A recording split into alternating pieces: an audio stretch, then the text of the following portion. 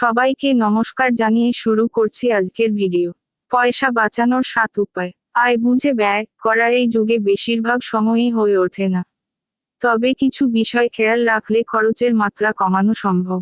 ব্যয় যাতে আয়ত্তের মধ্যে থাকে সেই উপায় জানিয়েছে লাইফস্টাইল বিষয়ক একটি ওয়েবসাইট। প্রথম উপায়, কার্ডে পেমেন্ট না করা।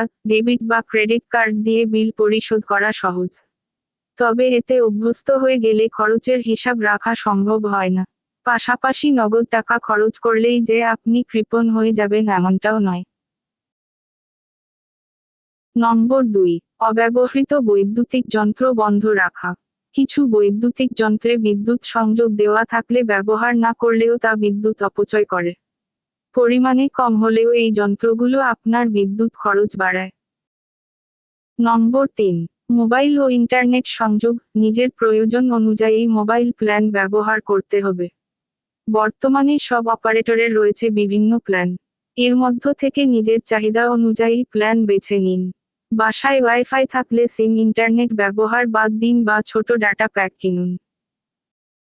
নম্বর 4, অপ্রয়োজনীয় খরচ বন্ধ করা।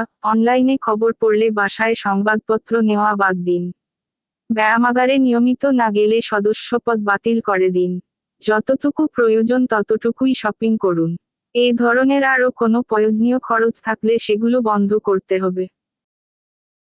নম্বর 5, পুরানো অব্যবহৃত জিনিস বিক্রি করে দেওয়া। পুরানো জিনিস ব্যবহার না করলেও তার মায়া কাটাতে কষ্ট হয় অনেকের। তবে প্রয়োজন না থাকলে এগুলো বিক্রি করে দিন।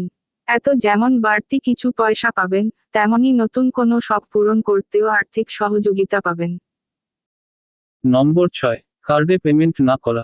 ডেবিট বা ক্রেডিট কার্ড দিয়ে বিল পরিশোধ করা সহজ, তবে এতে অভ্যস্ত হয়ে গেলে খরচের হিসাব রাখা সম্ভব হয় না। পাশাপাশি নগদ টাকা খরচ করলেই যে আপনি কৃপণ হয়ে যাবেন এমনটাও নয়। নম্বর 7, খুব বেশি ঋণ রাখবেন না, কারণ এটি আপনার সঞ্চয়কে হ্রাস করে। আপনার যদি শোধ করার চেয়ে বেশি ঋণ থাকে তবে এটি সঞ্চয় করা আপনার পক্ষে কঠিন করে তুলবে। তাই বন্ধুরা, আয় বুঝে ব্যয় করতে হবে। ভিডিওটি ভালো লাগলে অবশ্যই শেয়ার করবেন, দয়া করে সাবস্ক্রাইব করবেন। ধন্যবাদ সবাইকে।